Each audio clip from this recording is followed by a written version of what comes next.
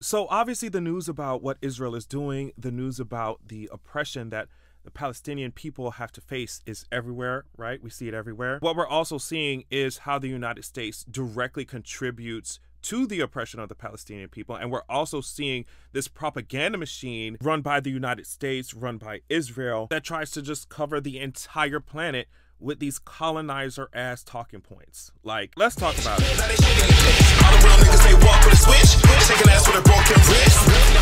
So let's get a baseline here. For half a century, Israel's occupation of the West Bank, including East Jerusalem and the Gaza Strip, has resulted in systematic human rights violations against Palestinians living there. Since the occupation first began in June 1967, Israel's ruthless policies of land confiscation, illegal settlement, and dispossession, coupled with rampant discrimination, have inflicted immense suffering on Palestinians, depriving them of their basic rights. Israel's military rule disrupts every aspect of daily life in the occupied Palestinian territories. It continues to affect whether, when, and how Palestinians can travel to work or school, go abroad, visit their relatives, earn a living, attend a protest, access their farmland, or even access electricity or a clean water supply. It means daily humiliation, fear, and oppression. People's entire lives are effectively held hostage by Israel. Israel has also adopted a complex web of military laws to crush dissent against its policies, and senior government officials have branded Israelis advocating for Palestinian rights as traitors. So that's just to give a baseline, just to give a bit overall context to people who may not understand what's going on, don't know what the tea is. Like, so that's the very general. Of course, you got to go back in history and see what the tea is for real and like really do your research. But this is a very general overview of like the history and what's going on over there, right? So it's really, a lot of people try to act like it's such a complex issue, and in some ways it is, but it's really simple. It's just like oppressor versus the person, the population that's getting oppressed. Like, that's really it. That's it.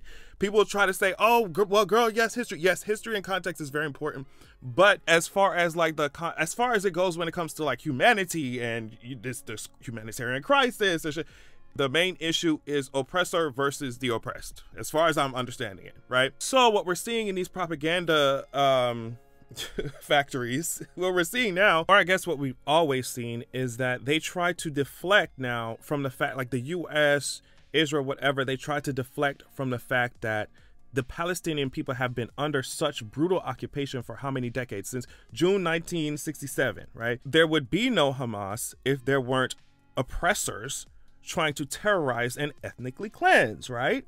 Like, and this is what the US, in my opinion, from what I'm seeing, this is what the US mainstream media purposefully tries to overlook when they justify what Israel is doing. It feels like the very same kind of propaganda that would have no doubt, right, no doubt been written about people who were enslaved, right, escaping or fighting against their slave masters. It's like, oh my God, these people trying to live and they mad about it and they attacking us. Oh my God, what's the, okay, but you holding a leash. Like you see what I'm saying? You are oppressing an entire population and being surprised when they're resistance fighters. Like, you cannot be serious. You cannot be serious. They love this talking point of, oh, you know, Israel just needs to defend itself. Oh my gosh. When Israel is the one doing the oppressing, handing out generational violence and trauma for over half a century.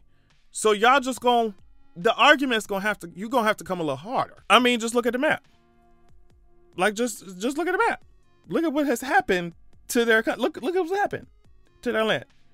So, in what has been described as an open-air prison, aka the Gaza Strip, Palestinians have had to deal with an oppressive Israel. As they fight back, their plight gets reduced in the media to, oh my God, all those terrorists, those evil terrorists. When, like I said, a resistance would not have even needed to be formed if the Palestinian people weren't being oppressed in the first place, right? So walk with me here. The estimated numbers were about 2 million people, right? 2 million people in the Gaza Strip. Almost half of that number, I saw somewhere 47%, I think. Almost half of that number are children. Now, although it's against international law and like literally a war crime, Israel has used white phosphorus, literally burning people from the inside out. That shit does not stop burning until it reaches people's bones. And even then, you see what I'm saying? Whole entire refugee camps Israel has bombed, even hospitals, ambulances, even places where Palestinians go to try and fish, because food has been cut off. They begging for water. I mean, I was watching things unfold on social media, and it's like the Israeli government would tell them to go evacuate, go to this place, evacuate, because we're about to bomb this place. And then they would go bomb the place they fucking evacuating to, or bomb the infrastructure that would allow them to evacuate. Universities have been bombed. And so the propaganda they spit out is always like, well, Hamas was hiding underneath the hospital. The resistance was hiding underneath a refugee camp. There was a member of Hamas. There was a significant senior leader of Hamas, and he was underneath the hospital. He was underneath a school. Like, girl, you have got to be kidding me, girl. You have got to be kidding me. Palestinians have been online talking about the indiscriminate bombing that they've had to just constantly endure. Of course, like I said, this is not something new that just happened this year. This has been going on for so long, but obviously things are really escalating. I mean, they're trying to use every single propaganda trick in the book that they have to justify. I'm talking about absolutely no regard for life. You know what I mean? Targeting journalists, journalist families, residential areas, refugee camps, like I said, mosques. They were going after schools, universities, and they use propaganda. Of course, they use concepts that sound to me like manifest destiny. They use racism, etc., to try and justify this mass murder, right? Now, keep in mind that our government has sent billions of dollars in military aid over the last 50 plus years, right? The United States is literally helping them do this, right? So Israel already gets $3.3 billion, I think, a year automatically from, like, just of aid from the United States. And now in the recent months, or recent weeks, I should say, they are just, this administration just handing it on over, handing over the fucking coin, handing it all over. According to the U.S. Agency for International Development and the Congressional Research Service, this is how much aid has been sent over. As you can see here, the blue is the military aid, and it's just like colonizers gonna stick together, especially if it means that they stand to profit. Now, this is coming from the conversation. I want to read this because I think it just perfectly encapsulates what is going on here. Regardless of which political party or coalition is in power in Israel, and regardless of where public opinion in the U.S. is moving, the U.S. government's commitment to Israel's security is ironclad, as VP Kamala Harris put it. The U.S. sees Israel as a critical strategic ally in the Middle East. During his recent meeting with the president of Israel, President Joe Biden repeated a line he famously said in 1986 that actually has been circulating on social media recently. If there were not an Israel, we'd have to invent one. He emphasized that the naked self-interest of the U.S. should always guide their Middle East policy, and that his support for Israel is situated within that self-interest. As he bluntly explained, whether or not in Israel, the United States of America would have to invent an Israel to protect her interest in the region. Biden's frank comments make clear that the U.S.-Israel bond is not about defending democracy. Rather, it has always been and still is about American imperial interests in the region. The narrative the American public has been fed for decades is that the U.S. supports Israel because it is the only democracy in the Middle East. However, that narrative is increasingly difficult to support. In addition to the decades-long illegal occupation of Palestinian land, recent judicial reforms passed by Israel's far-right government undermine the integrity of its own legal system in relation to its Jewish citizens. Meanwhile, Palestinians have experienced firsthand for decades how arbitrary and brutal the Israeli legal system can be. If the democratic narrative no longer holds, then the case for providing Israel with unquestioning support becomes more difficult to make to the American people. The case that Israel is a settler colonial state that practices apartheid is well established by scholarly experts and human rights organizations. These basic facts are difficult to refute, and this is why the Israeli state uses accusations of anti-Semitism to silence and censor such critiques, which is why, I mean, you see it online. Like I said, the propaganda, you see it all online, where people imply that, okay, because you're criticizing, you know, Israel's oppressive ass, genocidal ass tactics, that you're being anti-Semitic. It's similar to how when black people criticize the bullshit that the United States puts black people through, has put black people through, there'll be people talking about, oh, that means you're not patriotic, oh, y'all are traitors, y'all need to just go back. And it's just like, whoa, wait. We're saying that this shit is messed up. And so if you want me to look away, or if you want me to act like nothing is happening, then you're giving me even more cause for concern, babes.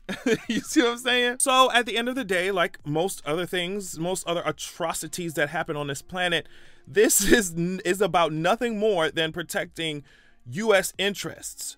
And if the politicians have to fund a genocide to do it, then that's exactly what they're gonna do. And they showed us, the U.S. politicians have showed that to us time and time again. They've done it before. They do it with so many populations currently, even through proxy wars, whatever. And they have done it and are doing it, you know, with the Congo, which has a lot of resources in it we use in daily life. We already know that. You can pause to read some of the shit that's happening over there, because that's a whole other situation as well. So all about protecting the interests of the United States. And when it comes to this, a lot of times the politicians will link up it don't even look like two different parties. I mean, it really hasn't for a long time, right? But they show you that they the government, all of them, Democrats, Republicans, don't matter. I mean, you even got wannabe progressives, I should say, like Bernie Sanders saying shit like, I don't know how you can have a permanent ceasefire with an organization like Hamas, which is dedicated to turmoil and chaos and destroying the state of Israel. And it's just like I said before, and I keep reiterating, if Israel had not been in the business of oppression, which we have been helping them do, we've been funding it, which I guess is the only way Israel can exist. If we had not been doing all this shit, if Israel had not been in the business of oppression, Hamas would not even be a thing like this. It would not have even gone this far. So instead of just addressing the root causes, which is, you know, oppression, instead of doing that, they're talking about hammering down the resistance, hammering down people that's saying, hey, y'all just came into our shit. Like, we want to be free. Really, that's it. Stop playing with us. So we know all this, right? We know that we're getting lied to with all this propaganda. We know that the U.S. is sending billions of dollars in military aid to help Israel with their oppression. And while the government is doing this, while the U.S. government is doing this, the U.S. politicians are sitting up in media, sitting on social media, playing in our fucking faces. In one tweet, Biden said yesterday saw the largest delivery of life-saving humanitarian assistance into Gaza so far, and more trucks are being cleared to enter today, but many more are needed. I'm not done pushing for more aid. And I'm just like, girl, blah, blah, blah. You send billions of dollars to Israel's military to help them. I'm talking about billions of dollars to help them create the humanitarian crisis that you come on Twitter talking about, or that your employee come on here talking about, whatever, you know what I'm talking about, that y'all up here talking about. So I'm just like, you cannot be talking about, oh, humanitarian crisis, we giving them humanitarian assistance when you spending billions bombing their ass. You can, oh girl, come here, I'm gonna give you half a band-aid after I just fucking pulverized your ass in the street. Like, bitch, how fucking insulting and dehumanizing is that shit? This one really annoyed me too, because Kamala was poised in this kitten heel, honey. They had her out there. They had her out there. And she tweeted and she said, today I met with Secretary General of the United Nations to discuss the urgent need to increase humanitarian aid to civilians in Gaza. I reaffirmed Israel's right to defend itself and made clear that international humanitarian law must be respected. And I'm just like, wow, y'all sitting up here in y'all Sunday's best, reaffirming an oppressor's right to quote unquote defend itself, while at the same time claiming you care about humanitarian aid, while at the same time sending over billions to Israel to help them perpetuate the humanitarian crisis that you came out here trying to preach about in your fucking kitten heels. You are helping Israel commit war crimes while standing up here saying, okay, now that we bombed them, we can pretend like we care by sending them humanitarian aid that they don't have the infrastructure to even receive anyway because we bombed them and we're going to bomb their ass again. Look at this. On October 18th, Biden announced that the United States would send $100 million in humanitarian assistance for Palestinians in Gaza.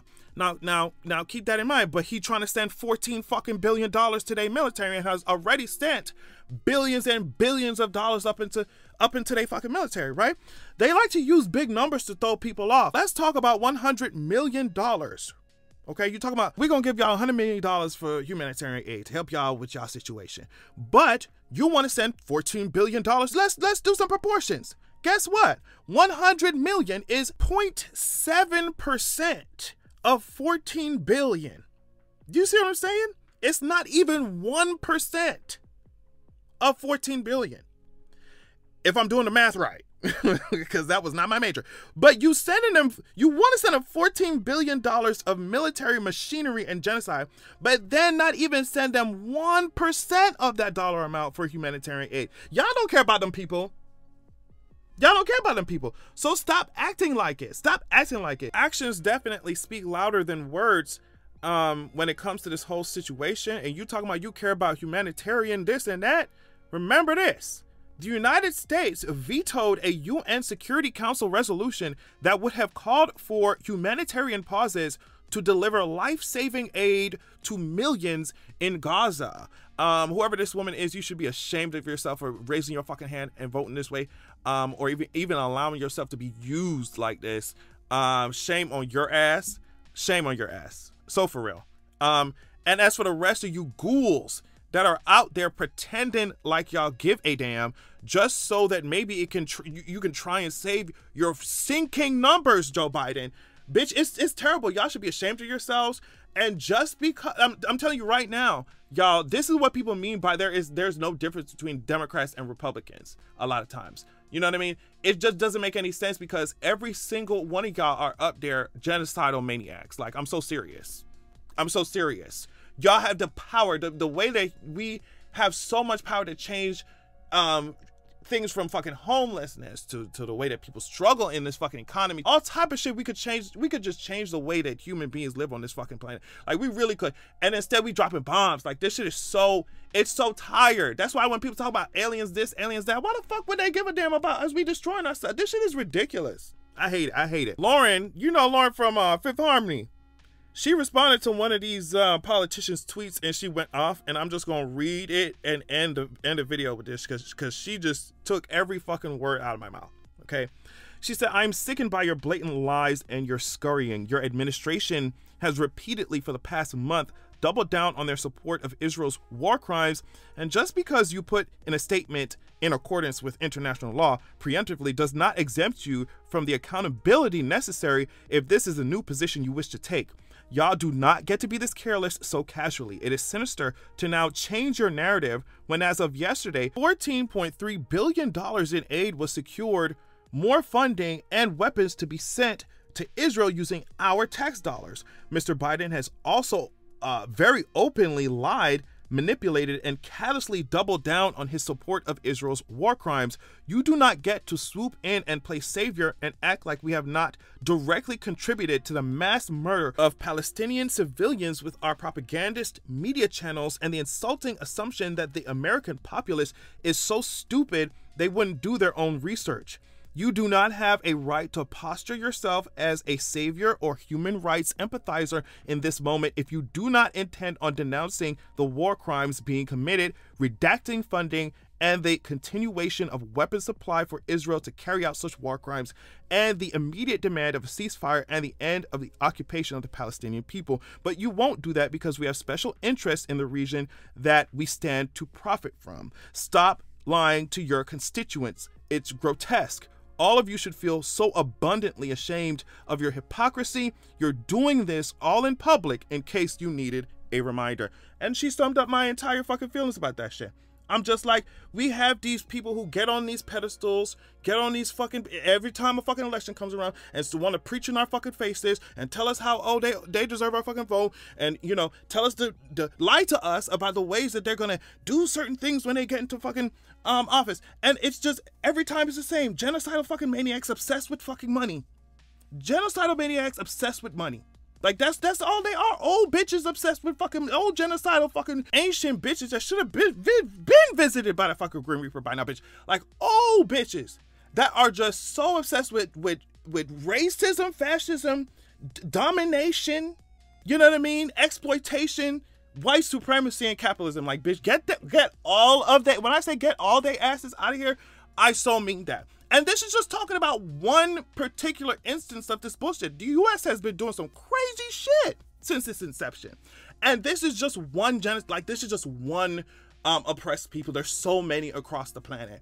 Like what's going on? Like I said, I mentioned the Congo in this video. Like, what's going on over there is absolutely insane.